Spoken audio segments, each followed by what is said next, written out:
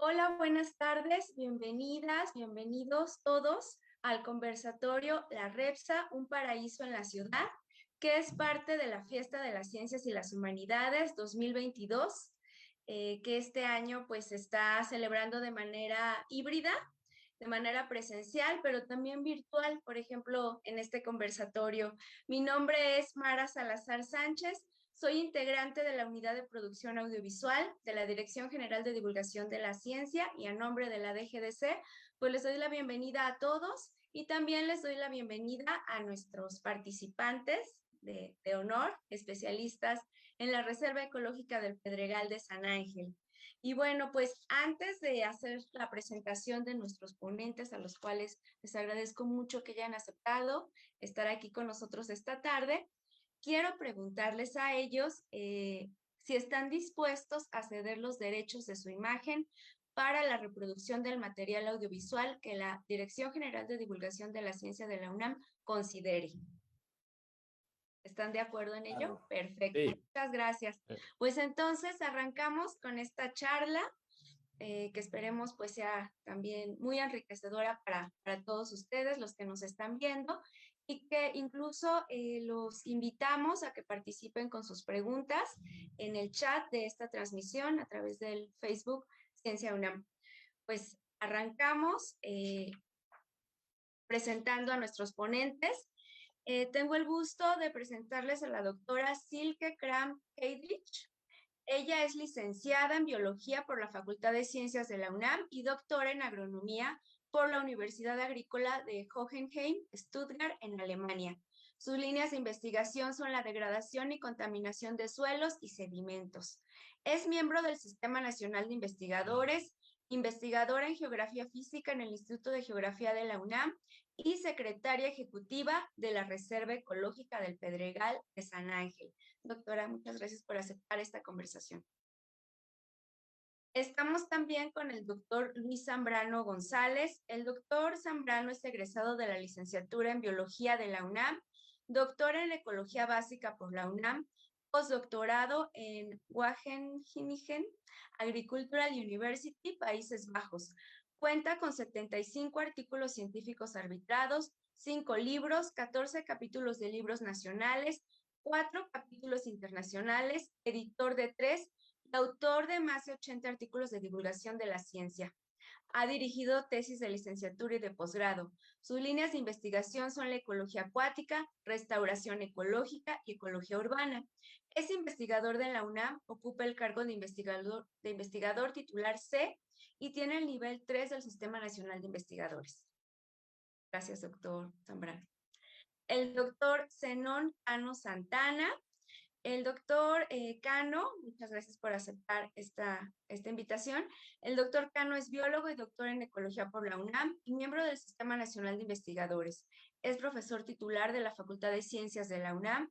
Fue responsable académico de la Reserva Ecológica del Pedregal de San Ángel, de Ciudad Universitaria, y miembro del Consejo Asesor del Área Natural Protegida Bosque de Tlalpan. Sus líneas de investigación son ecología animal y vegetal, ecología de artrópodos terrestres, ecología de interacciones, ecología urbana, restauración ecológica y biodiversidad. Muchas gracias. Y también contamos con la presencia del doctor José Juan Flores Martínez. El doctor Flores es egresado del Instituto Politécnico Nacional. Realizó estancias postdoctorales en el Instituto de Biología de la UNAM. Actualmente es técnico académico titular B de tiempo completo en el Instituto de Biología. Ha publicado más de 70 artículos en revistas nacionales e internacionales. Ha publicado 2 libros, es profesor de posgrado de Ciencias Biológicas de la UNAM, colabora con instituciones como la CONAN, CONABIO y el Fondo Mundial para la Naturaleza en proyectos de conservación de ambiente en el territorio mexicano. Pues muchas gracias a todos por estar en este conversatorio y pues damos paso a la charla acerca de la Reserva Ecológica del Pedregal de San Ángel. Porque ante todo, pues quisiera comentarles para los que no lo saben, que la UNAM es la única universidad en el mundo cuyo campus central está asentado en un área natural, en una reserva ecológica, y está pues con el resguardo de ella. Es custodia la UNAM esta reserva ecológica. Y bueno, pues precisamente el origen del Pedregal de San Ángel se dio hace aproximadamente 1680 años, por ahí, con la erupción de un volcán, el volcán Xitle.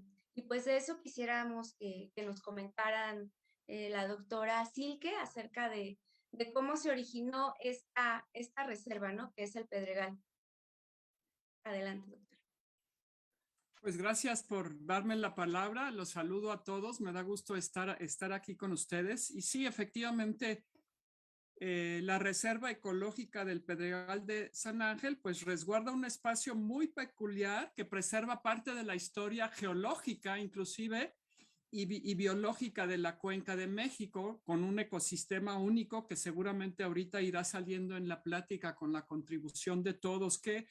¿Por qué es tan especial este ecosistema que se desarrolla sobre el derrame lábico, que es relativamente joven, ¿no? Y entonces, ¿cuál es la historia de la creación de la reserva? En 1983, bueno, había como un boom de construcción en la ciudad universitaria, entonces ya estaban planeados como varios ejes viales cruzando toda la ciudad universitaria, y ahí hay varios académicos, pero también estudiantes que empezaron a ver que se estaba abriendo camino en una zona en la cual estos estudiantes, yo era parte de esos estudiantes que iban a hacer prácticas a esa zona, ¿no? Era una zona que siempre se había aprovechado para, pues, aprender sobre ecología, biología, un sinnúmero de materias que estudiamos los biólogos. Entonces, de repente, eso iba a desaparecer. Entonces, se creó un grupo, aparte de que ya desde el estudio de Rendowski, hablando sobre la biodiversidad de este sistema y describiéndolo como un ecosistema único, pues también había documentos académicos, ¿no? Entonces, esa unión entre el no poder ver que se estaba destruyendo un ecosistema más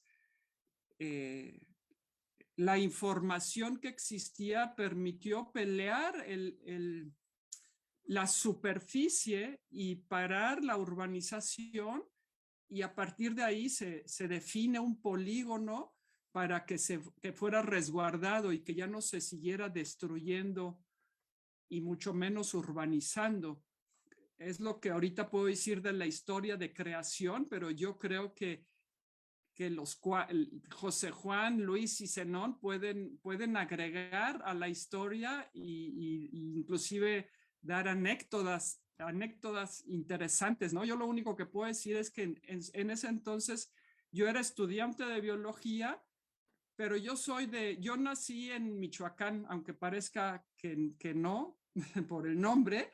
Yo soy michoacana y yo fui a la ciudad a estudiar, entonces para mí era llegar a la facultad, hacer lo que tenía que hacer e irme a mi casa, no me metía o involucraba en muchos movimientos, pero pues el destino es el destino y siempre nos toca entrarle, ¿no?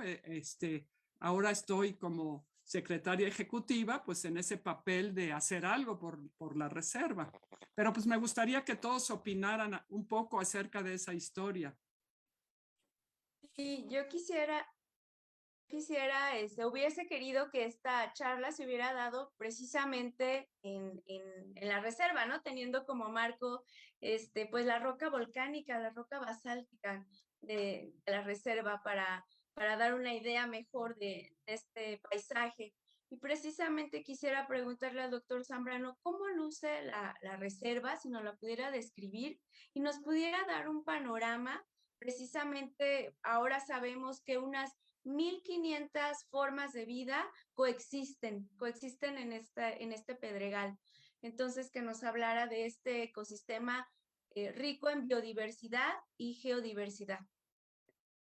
Bueno, yo, o sea, contestando un poco tu pregunta, pero también quisiera hablar un poco de los orígenes de los que decía Silke. Empezamos con tu pregunta. Yo diría que ¿cómo se ve la reserva? La reserva se ve dinámica en todos lados. O sea, es una reserva que en época de secas es una y en época de lluvias es otra completamente distinta. Una que en época de secas es cafezosa, pero que tiene múltiples colores de diferentes flores, de diferentes plantas. Se ve la roca mucho más pelona. Se ven todos esos recovecos en donde se ponen los animales, de donde salen las raíces, las plantas. Y en época de lluvia se ve un tapiz verde también rugoso, muy interesante, porque está brincando piedras y todo, pero bastante más vivaz, digamos. Eso es como uno ve la reserva. Yo siempre he dicho que los universitarios somos como la reserva, porque la reserva es difícil de transitar, es dura, es difícil de comprender, es fuerte. Mucha gente la malinterpreta y piensa que es un lote baldío en el cual se le pueden poner cosas. Lo mismo pasa con la Universidad Nacional. O sea, es una universidad que es fuerte, que es dura, que es difícil de transitar, pero que a la vez es muy rica y muy diversa, ¿no? La reserva es, al igual que los universitarios o la actividad universitaria, cuando uno la entiende un poquito, la empieza a entender, empieza a encontrarle múltiples cosas y empieza a encontrarle una sabiduría bastante interesante que no se ve a primera vista o que no se alcanza a comprender a primera vista. Eso es como yo veo la reserva, o sea, además de lo que nos interesa siempre a los biólogos, que es así como que es mega diversa, hay animales muy, muy interesantes, hay plantas muy interesantes, está el palo loco, que es pues le dicen palo loco a este arbusto que florece cuando, cuando es época de secas, o sea, normalmente las cosas florecen, o sea, están cuchas en época de secas, hay. Digo, a mí creo quizá lo que más me llamó la atención es un día toparme con una mantis religiosa, chiquitita, pero una mantis religiosa, y uno dice así como que, oye, o sea, hasta mantis hay aquí, ¿no? En este lugar, además de tarántulas, serpientes de cascabel, helechos que desaparecen secas, o sea, no los ve uno de repente en lluvias, ¡pum!, se muestran en todo su ser. Entonces, la Reserva Ecológica del Pedregal, en ese sentido, es rica, heterogénea, tanto espacial como temporalmente, lo cual nos da ayuda mucho a comprender lo que es la vida. Y un poco de los inicios, yo quisiera decir algo que se dice muy poco. O sea, no solo se quería construir en todas estas áreas que todavía están sin construcción en Ciudad Universitaria. Ciudad Universitaria se fundó justamente en este pedregal que viene del Chitle, sino que, o sea, había una razón económica muy fuerte. La razón económica es que se querían construir estos ejes viales, como dice Silke, y una serie de edificios que fueran desde la Facultad de Ciencias prácticamente hasta Perisur, que fueran los que le iban a dar independencia a la Universidad Nacional con respecto económicamente hablando. No se iban a vender, lo que se iban a hacer es rentarse a todo el gobierno de la Ciudad de México para tener financiamiento independiente y no estar dependiendo del gobierno federal o de las buenas del gobierno federal para poder sobrevivir año con año. Es una de las historias más interesantes de las que me he encontrado porque sí ha habido una necesidad de expansión en la UNAM, o sea, todos los rectores, salvo el doctor Sarucán, siempre han querido expandirse muchísimo, pero esta era parte de una lógica que venía desde un principio.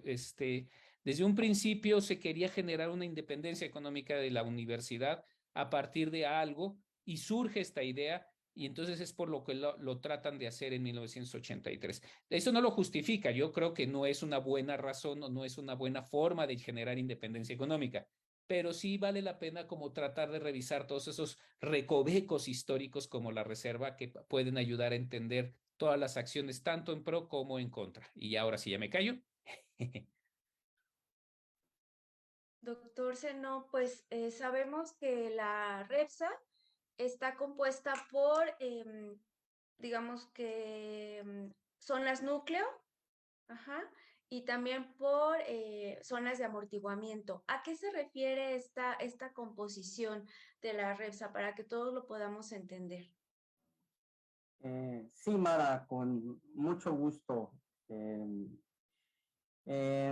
En el diseño de reservas ecológicas, el problema son los bordes. En estas últimas décadas de destrucción de la naturaleza, hay una necesidad de proteger los ecosistemas naturales. Entonces, en los bordes ocurren cosas que afectan la mayoría de las veces negativamente a un área natural protegida, a un ecosistema natural, a un área paisajísticamente muy valiosa, que generalmente son lugares muy amables y abrigadores para el resto de los seres vivos del planeta, desde las bacterias, pasando por los hongos, las plantas, los animalitos.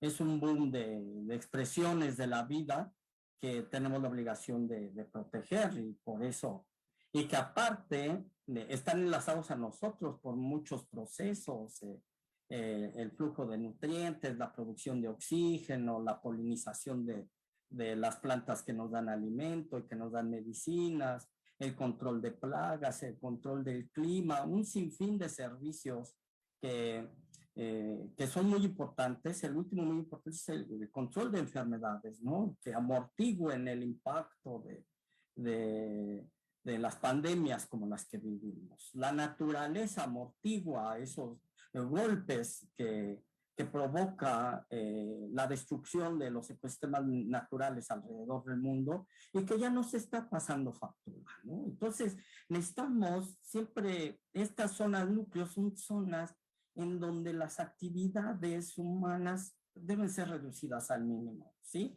Donde la naturaleza, hacia la naturaleza se le permita evolucionar y llevar a cabo sus procesos internos.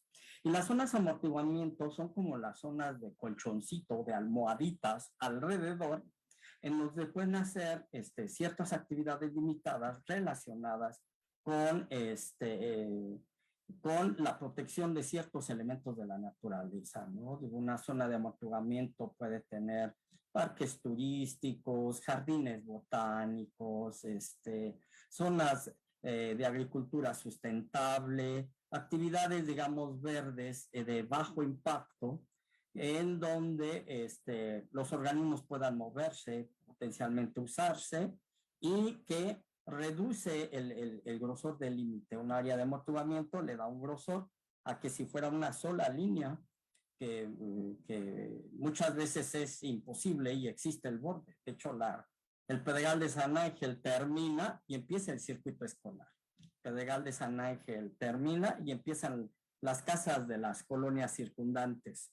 Las zonas de amortiguamiento existen en la Repsa, por ejemplo, pues en sus camellones, en sus andadores, en la cantera oriente, que tiene otro tipo de ecosistema, porque fue una cantera, como su nombre lo dice, extrajeron todo el basalto y se llegó hasta el manto freático, y ahorita emergen cuerpos de agua ahí, ya no es pedregal prístino, pero que es utilizado por los organismos y amortiguan los impactos de los seres humanos sobre estas áreas. Aquí retomo un poco la idea de Luis Zambrano. Proteger la reserva ecológica es que reaprendamos a valorar las áreas verdes, que reaprendamos a apreciar lo que nos rodea, porque de pronto somos unos analfabetas de la naturaleza. Queremos, no sé, camellones con pastito bien cortado, muy bien peinadito, con rayita en medio, o algo de tinte. Y la expresión de la naturaleza despeinada como refugio de animales también, de vida silvestre, es algo que debemos de valorar los citadinos.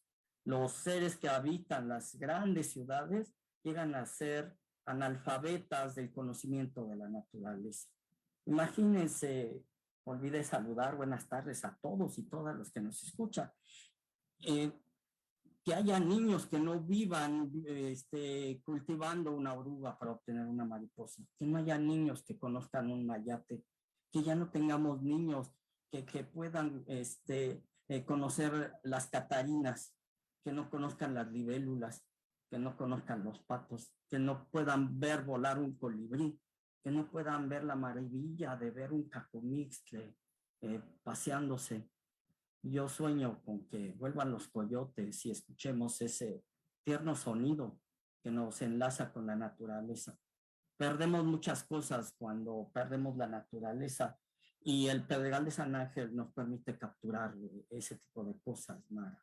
Que seamos sensibles en que tenemos que proteger estas áreas naturales, esta reserva ecológica, para capturar la belleza natural y todos aquellos pequeños seres que nos enseñan cómo es que funciona el mundo, cómo es que debe funcionar el planeta y cómo podemos aprender de ellos. Tenemos que abrir la cultura de nuestros hijos, de nuestras familias, a que conozcan la naturaleza, que vean una planta o una flor, una lombriz de tierra, un colibrí, una lagartija. El urbanita se asusta, ve una lagartija y grita, ve una araña y grita, un alacrancito tan hermoso y grita, ve un ciempiés y grita. ¿Por qué no verlos con empatía, con esta emoción de qué hace, qué come, dónde vive, cómo se refugia, qué servicio nos presta a nosotros?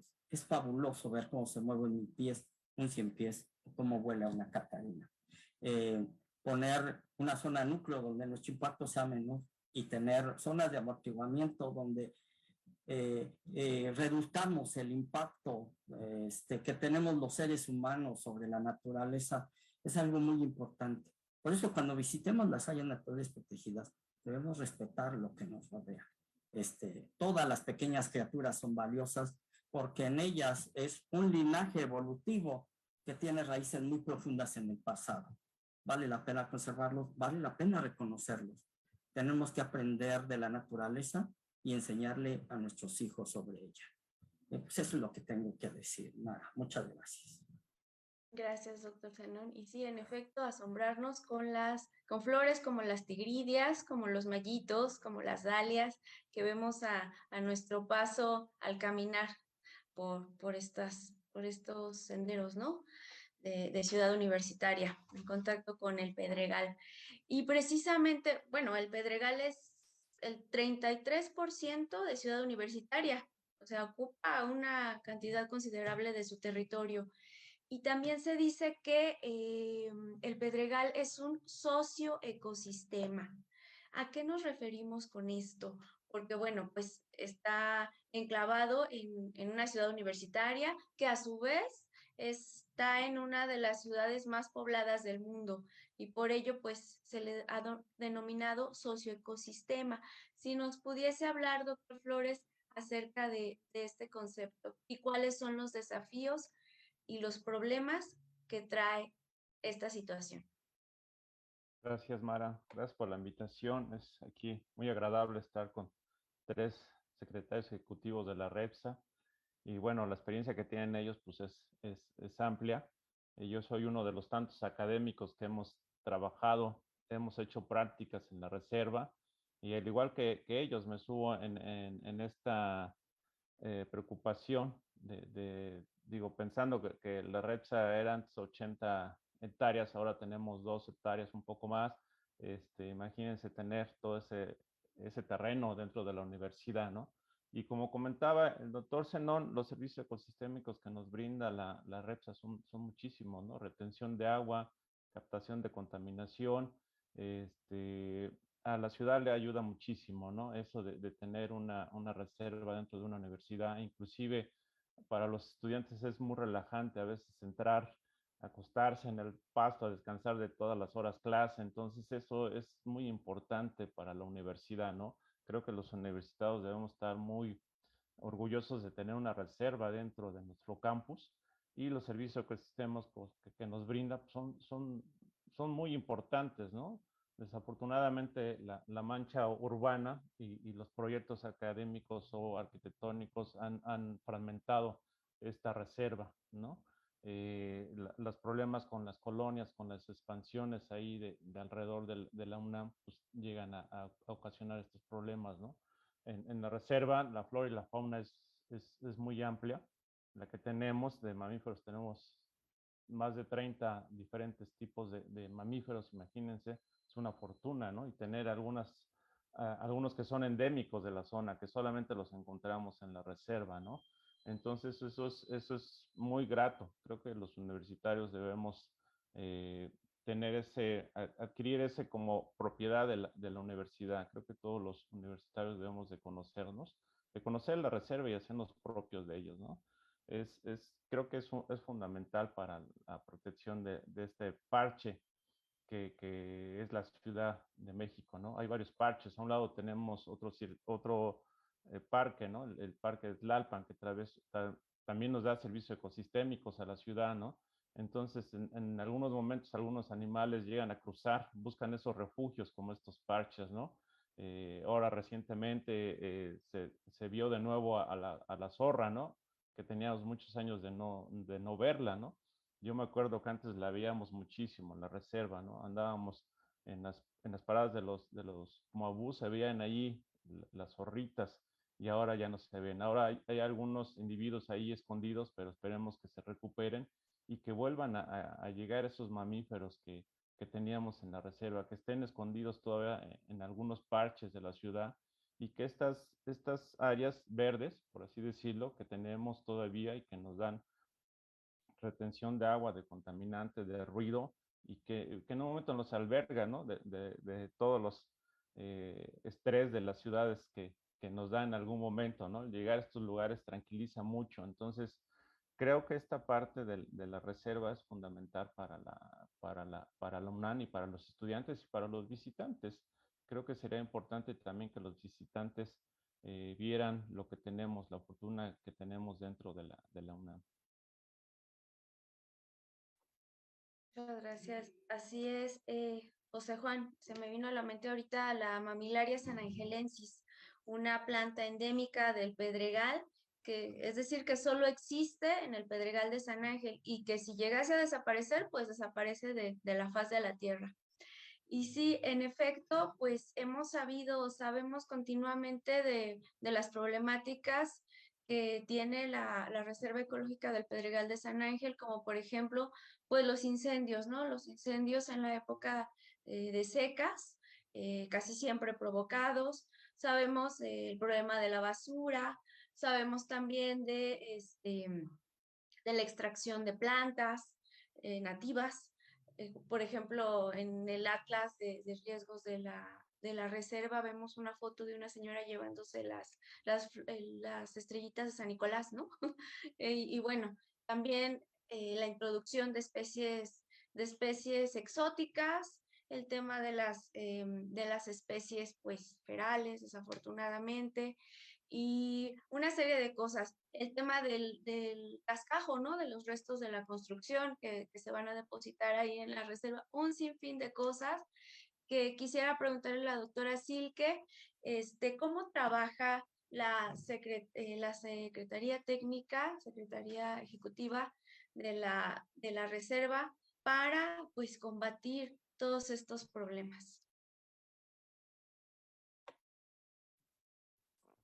Buena pregunta, pero me fui anotando algunas cosas. Si me permites, pues me gustaría contribuir iban mencionando como las cosas que hay, y a mí lo que me fascina es, por ejemplo, ver luciérnagas solo en una época del año, y la otra que me fascina es una ranita que chifla, pero solo de noche y lloviendo. Entonces a mí, yo decía, yo la quiero ver, ya me lleva Memo a la reserva, pero me dice, es de noche y lloviendo. Después de media hora yo decía, ya me quiero regresar. Y la ranita ni sus luces, ese día no quiso chiflar, ¿no? Pero cuando a mí me preguntan por qué razones habría que cuidar la reserva y se habla de servicios ecosistémicos, sí, está bien, pero la visión de servicios ecosistémicos nos hace sentir que algo nos tiene que servir para cuidarlo, ¿no? Y yo digo, pues es suficiente que haya esta rana chifladora y el murciélago migratorio y la luciérnaga y el cactus, que mencionas, las orquídeas, para cuidarlo. Finalmente, el estar en contacto con la biodiversidad, que depende de esta geodiversidad, pues nos hace tener salud, ¿no? Y ya cada vez se habla más de este déficit, que un déficit de naturaleza nos genera problemas psicológicos, ¿no? Entonces, solo pensando en eso, y voy hacia como estas amenazas que comentabas, y siempre hablamos de basura, de incendios, pero me gustaría ponerle otro nombre a esta amenaza, que es el ser humano. Nuestras acciones, nuestras actividades diarias son la amenaza. O sea, y siempre lo oigo porque luego se habla de cambio climático y quién sabe. Y digo, es el ser humano. Yo creo que eso lo tenemos que reconocer. Y es de las, y ya yendo a tu pregunta, ¿no? Y retomando este término de socioecosistema, en realidad también se crea el socioecosistema para recordarle al ser humano que somos parte de la naturaleza, somos parte del ecosistema, pero pues, ecosistema lo vemos allá lejos, yo acá, y bueno, siento, igual no soy experta en ese término, ya se puede discutir mucho, pero se le agrega el socio para decir, sí, los ecosistemas también somos parte de la naturaleza. Y entonces pensando en lo que dices de qué hace la Secretaría Ecológica pues para trabajar en esto. Finalmente, el objetivo de la Secretaría Ejecutiva, este nombre muy difícil, es eso, ¿no? ¿Cómo vamos a hacer para preservar este ecosistema, no sé, para las siguientes generaciones, conservarlo, no solo su superficie, sino que los procesos ecosistémicos estén funcionando?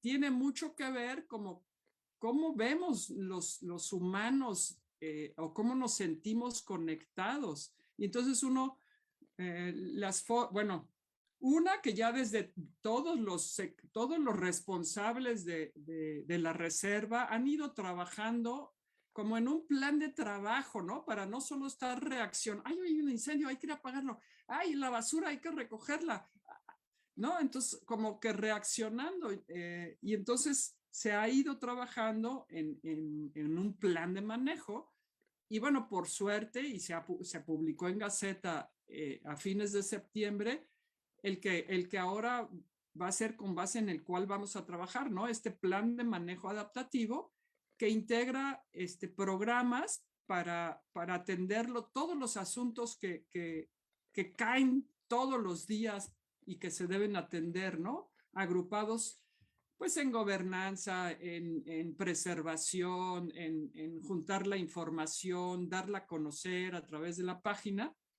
pero justamente hablabas de cómo atender como estas amenazas. Y entonces también hay un programa que se llama Atención a Factores de Presión, y entonces la idea es, entender las causas de esto para no solo reaccionar, sino tratar de irnos más atrás y decir, ¿por qué hay basura? ¿No? ¿Por qué? Perdón que lo vaya a decir así, pero es de la peor basura que yo he visto. Estas botellas llenas de orín, ¿por qué hay eso tirado en Ciudad Universitaria? Eso nos lleva a pensar, ¿faltan baños? ¿Hay gente que no tiene acceso a un baño? Que tal vez sea la solución, ¿no? No lo sé, ahorita lo estoy diciendo así, pero es como pensar de dónde viene esa basura y qué tendríamos que hacer. Otra basura que a mí me llevaría a prohibir el uso de mascarillas, perdón que lo diga aquí, es que hay mascarillas tiradas en todos lados. ¿Tenemos derecho a usarlas si no sabemos disponerlas adecuadamente? Es mi pregunta, y esa es otra de las cosas que también se está abordando desde la CERREPSA, digamos, para hacerlo más corto, es esta comunicación socioecológica, ¿no? O sea, el entender tal vez por qué actuamos así los seres humanos, por qué vamos hacia la destrucción de lo que en realidad nos permite vivir. Está raro, ¿no? O sea, sabemos que necesitamos a los ecosistemas, ¿por qué los destruimos? Entonces, algo que sé que se oye muy ambicioso, pero es un cambio de chip, un cambio de cómo pensamos y cómo utilizamos los recursos, que no se puede tener más y más y más, sino, ¿no? Entonces está difícil, pero esto es como un cambio de cultura, inclusive, ¿no? ¿Cuánto tarda en cambiar una cultura? Muchos años, no es inmediato, es poco a poco teniendo las bases teóricas, éticas y normativas en cuenta para ir avanzando, ¿no? Eso es lo que diría ahorita en este cortito tiempo. Muchas gracias, doctora Silke. Pues sí, ¿qué se ha hecho hasta la fecha en materia de educación sobre el Pedregal de San Ángel entre los universitarios y entre la población de la Ciudad de México y bueno, pues del país, ¿no? ¿Qué se ha hecho, doctor Zambrano? ¿Cuáles han sido los esfuerzos y qué faltaría por hacer para esta educación, esta formación de cultura acerca de la preservación del ambiente, en específico del Pedregal de San Ángel y de su importancia en nuestras vidas? Bueno, yo creo que se ha hecho mucho, pero no, pero no es suficiente, no tanto porque no hayamos intentado hacer todos los que estamos aquí algo, sino porque pues el reto es inmenso y necesitamos muchísimas más manos de las que somos. Se ha hecho mucho, o sea, digo, una de las cosas que a mí más me encantan de la reserva y que podemos ir en cualquier momento, bueno, no en cualquier momento, cuando Ciudad Universitaria está abierto, pero se puede ir prácticamente en cualquier momento, es la senda ecológica que hizo el primer encargado de la reserva, que era Ariel, ¿no? Ariel Rojo.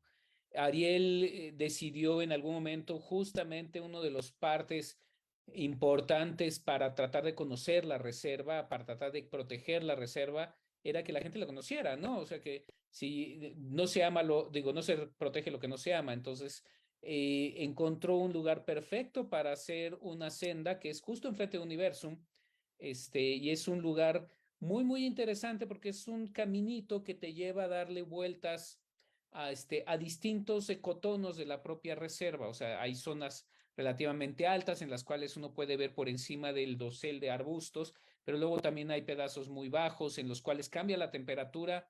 En 5 metros cambia la temperatura en 10 grados porque estás abajo de la piedra húmeda, entonces te das cuenta de lo heterogéneo que es la reserva y puedes darte cuenta de mucho, y puedes ver animales, además de otra cosa muy interesante que es arte. Hay gente, incluyó a ciertos artistas en la zona y entonces uno puede darle la vuelta a ese lugar y aprender de la reserva. Entonces, desde el primer encargado de la reserva, pues empezaron a hacer pues esta serie de intentos por dar a conocer, por educar qué es lo importante de la reserva, cuáles son las interacciones que tenemos con la reserva, por qué efectivamente todos nuestros desechos en algún momento van a llegar a la reserva o llegan a la reserva. Digo, Silke no lo dijo porque hay miles de cosas que decir, pero o sea, de repente hay pedazos cercanos a la reserva donde son tiraderos que había muchas facultades, no vamos a decir nombres de las facultades o institutos, que ahí tiraban sus cosas, ¿no? Y se tepa uno con cada cosa ahí tan desagradable. Y entonces darse cuenta que todo lo que uno tiene, eventualmente acaba en la basura y luego en la basura puede ser en la reserva. Obviamente, Zenón hizo muchísimo por educar en muchos aspectos a distintos grupos de personas dentro de la universidad.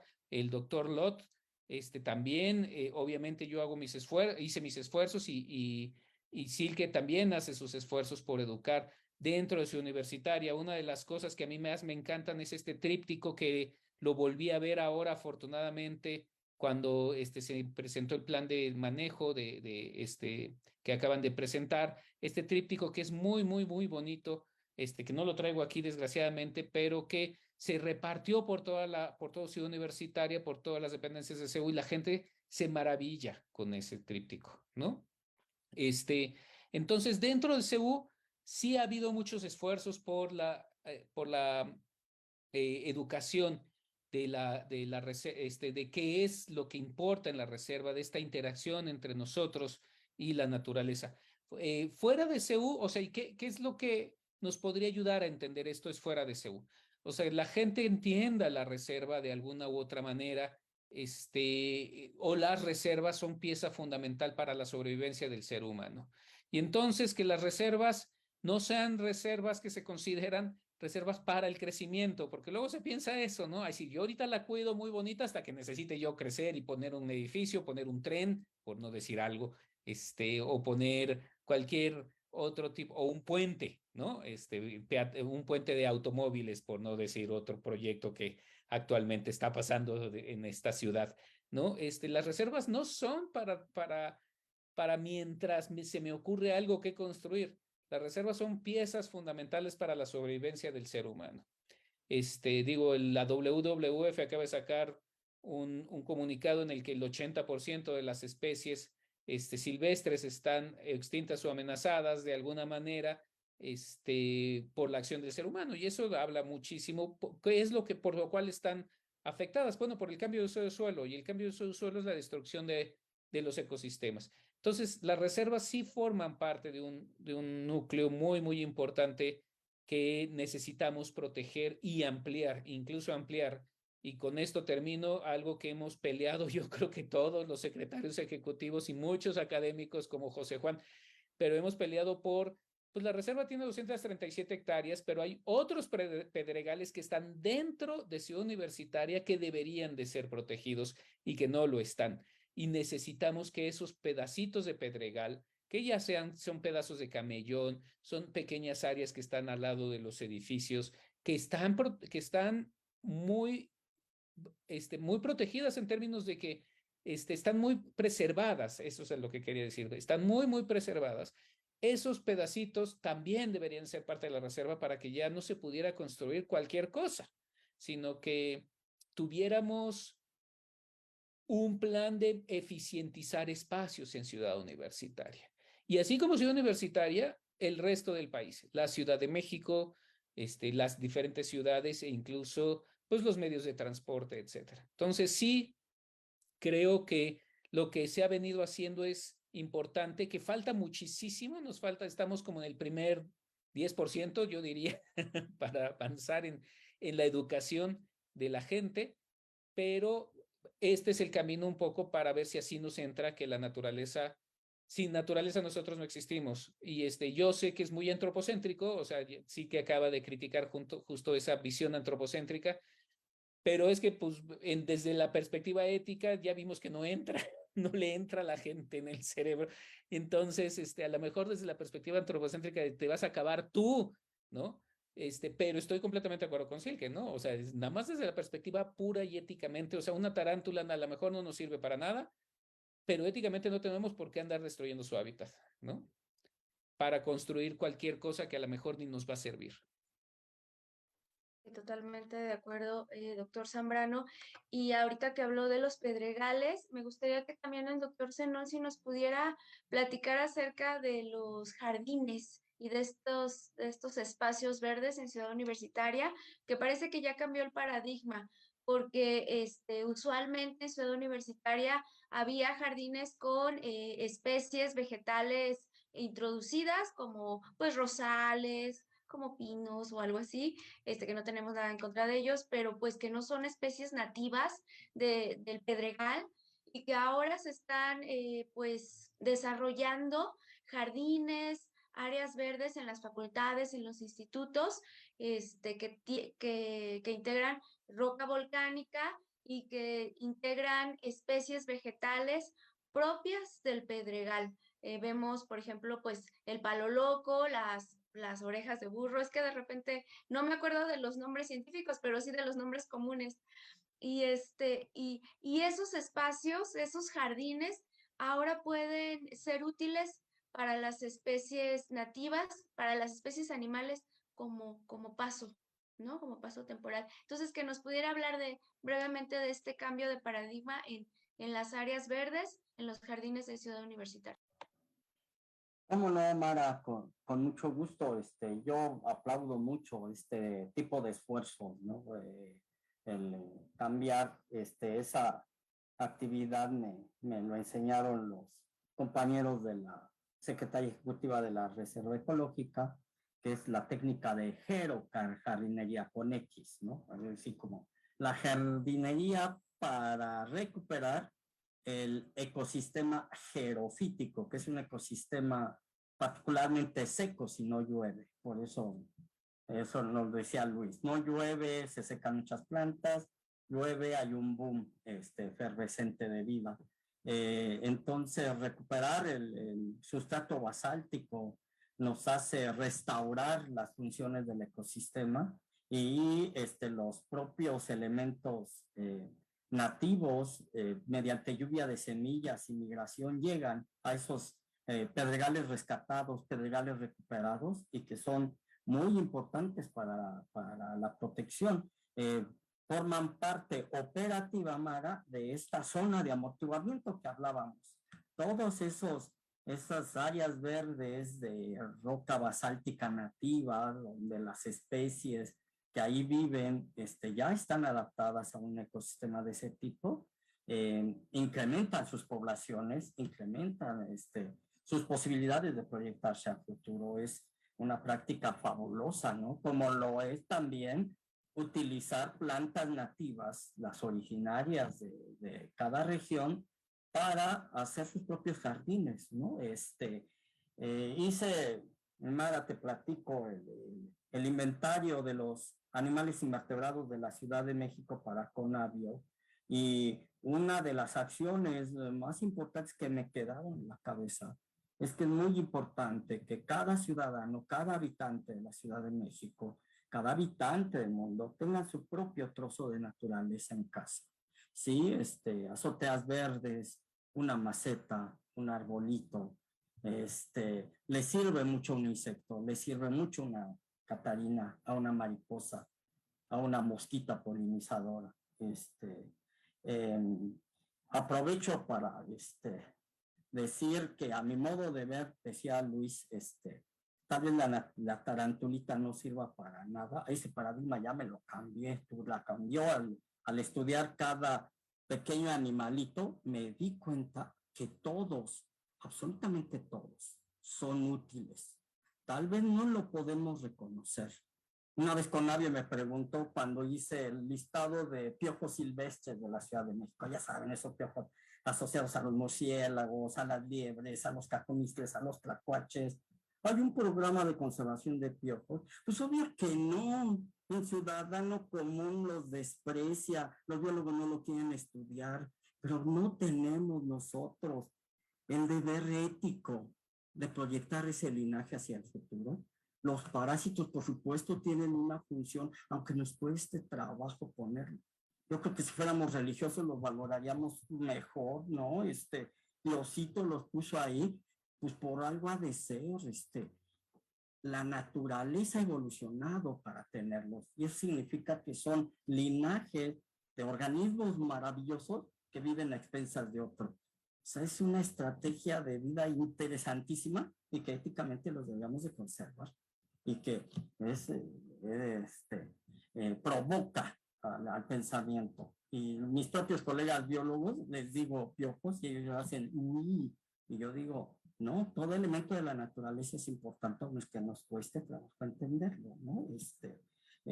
Sí, yo creo que tenemos un deber ético, y al igual que Luis, sí pienso que si no le ponemos el dinerito al economista, al político, de que no proteges la naturaleza y pierdes tu capital natural de explotar de recursos, porque las medicinas, la madera, el algodón, el maíz, viene de servicios naturales.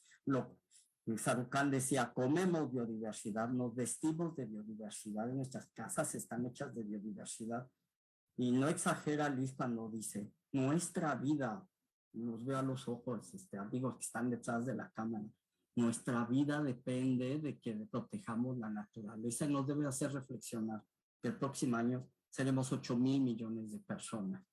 Si lo veo como sí, que pues, la base son los humanos, tenemos una responsabilidad con los bebés que tenemos y cómo los formamos.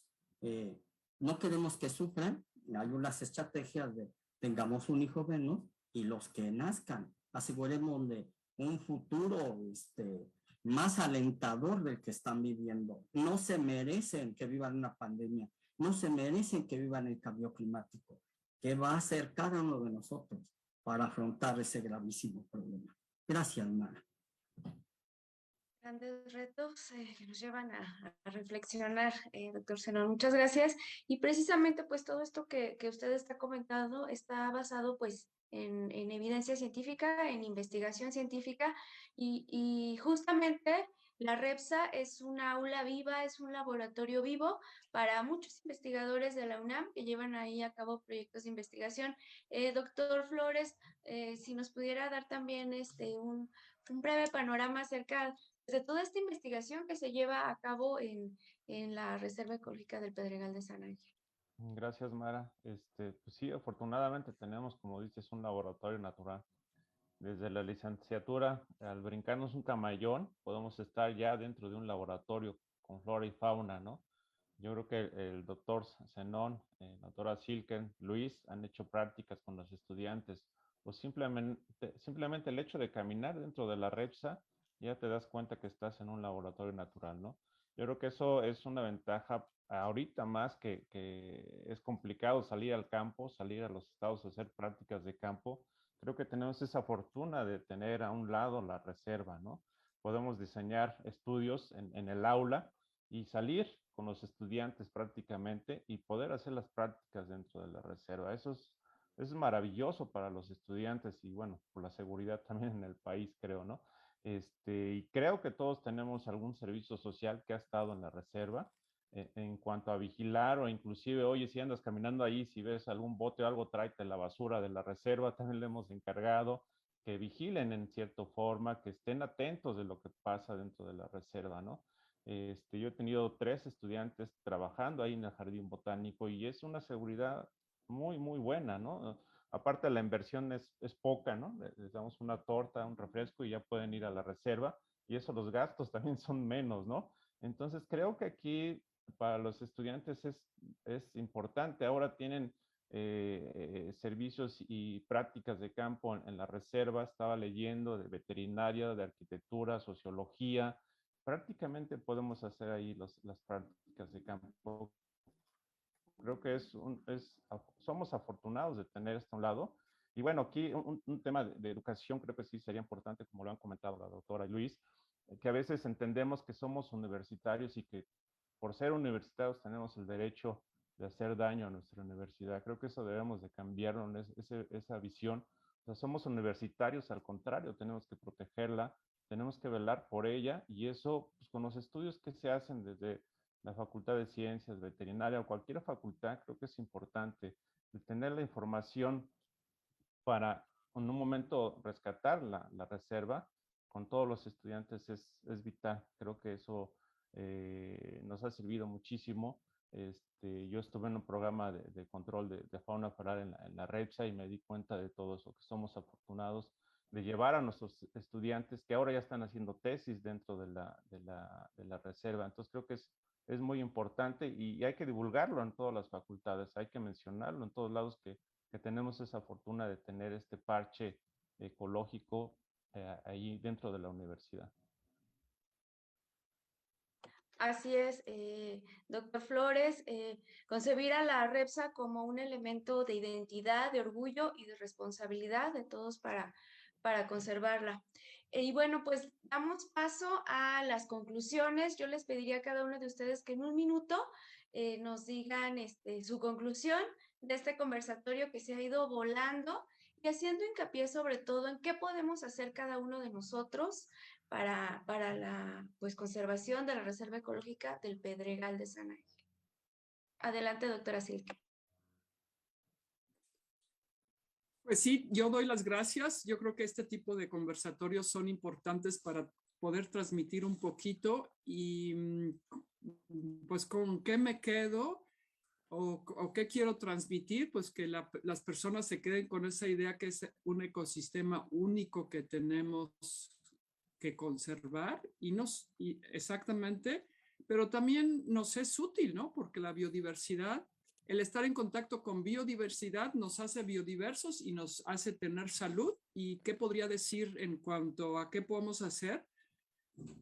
Pues es interesarnos nosotros. Mucha gente a mí me dice, es que no la conozco, no me has llevado o dime algo sobre ella. Y yo creo que es responsabilidad de cada uno de nosotros el reflexionar acerca de eso e inclusive reflexionar qué puedo hacer yo sin que alguien me lo diga, sino estar consciente de eso. Eso es lo que diría.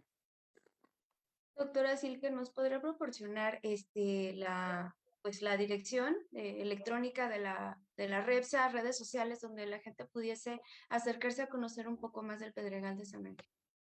Bueno, la que sí me sé de memoria es la página, ¿no? Es www.repsa.unam.mx.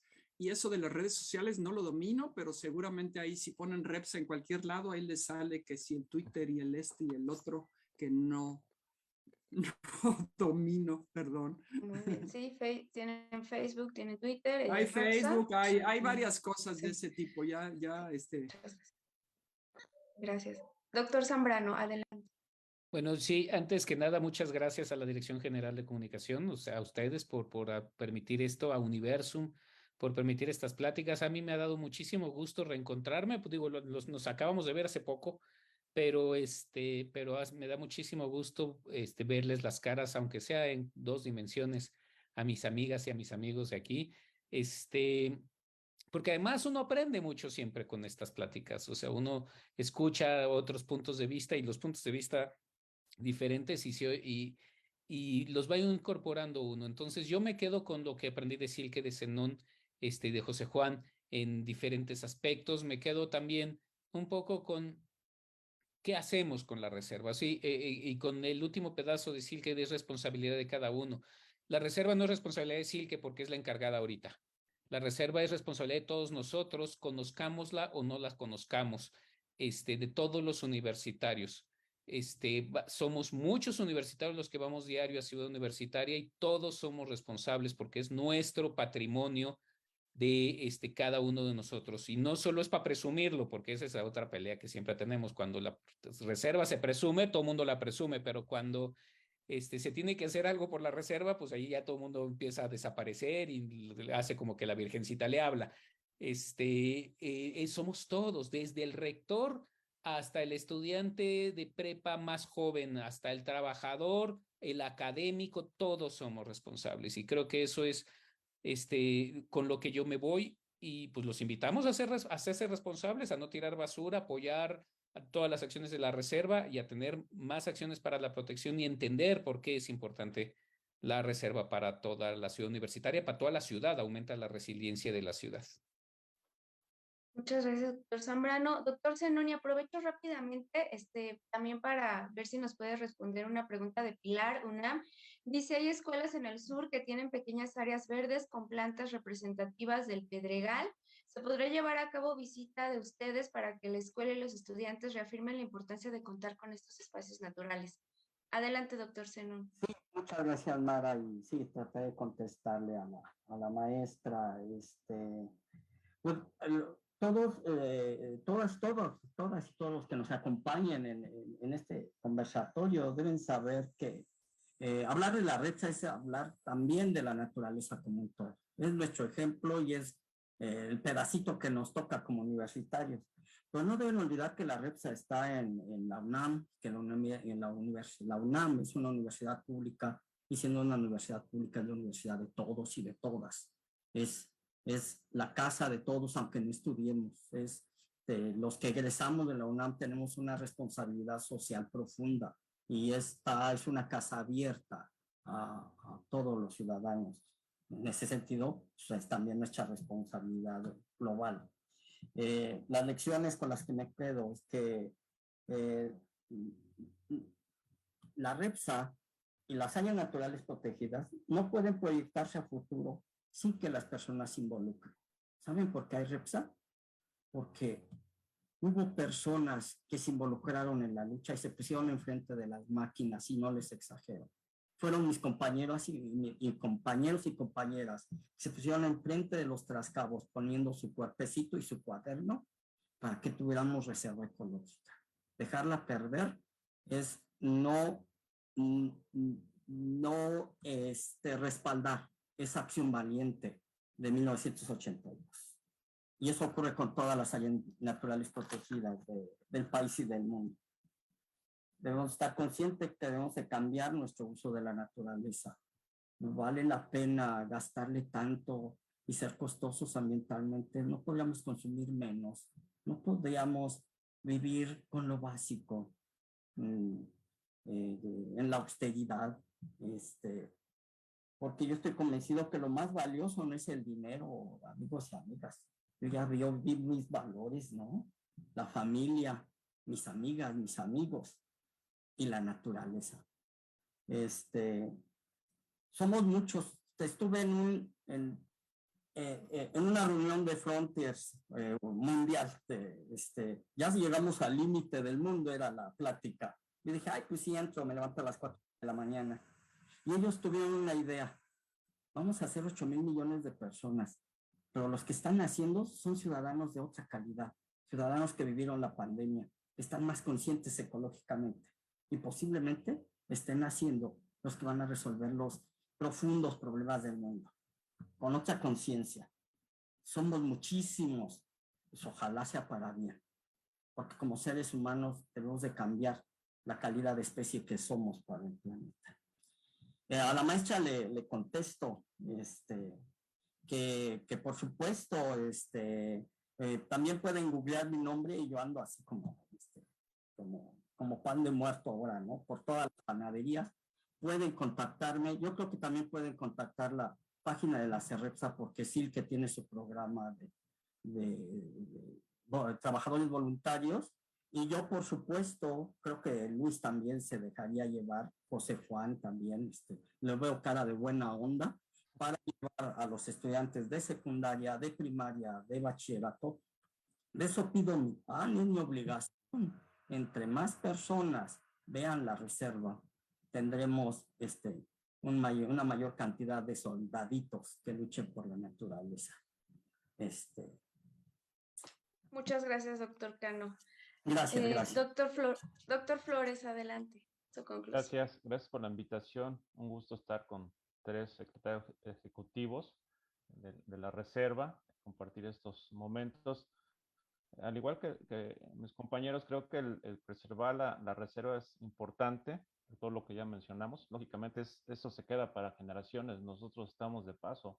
Entonces, el hacer entender a pocos estudiantes y que ellos hagan entender a más estudiantes que la reserva es muy importante para educación, para conservar a las mismas especies de flora y fauna, creo que es lo más vital, ¿no? Y bueno, yo admiro a los secretarios porque yo espero que ya tengan más personal ayudándolos ustedes porque es una labor titánica el tener una reserva, el tratar de que todo esté coordinado, no es nada fácil. Y más en estos tiempos que, bueno, necesitamos más gente que nos ayude a conservar las áreas verdes en la Ciudad de México. Gracias, Mara, y gracias a los secretarios ejecutivos. Pues gracias a todos, gracias a los ponentes de esta mesa sobre la Reserva Ecológica del Pedregal de San Ángel. Gracias también a todos los que estuvieron al pendiente de esta transmisión, acompañándonos, y también a los que nos hicieron algunas otras preguntas que ya no va a ser posible leerlas, pero vamos a comprometernos a darles respuesta en el chat. Y pues es todo por ahora. A nombre de la Dirección General de Divulgación de la Ciencia de la UNAM, en esta 10ª edición de la Fiesta de las Ciencias y las Humanidades 2022, pues les doy las gracias a todos por este conversatorio, por haber estado con nosotros. Que estén muy bien. Hasta luego. Muchas gracias. Lindo viernes a todos. Gracias, hasta luego. Saludos. Hasta luego. Hasta luego.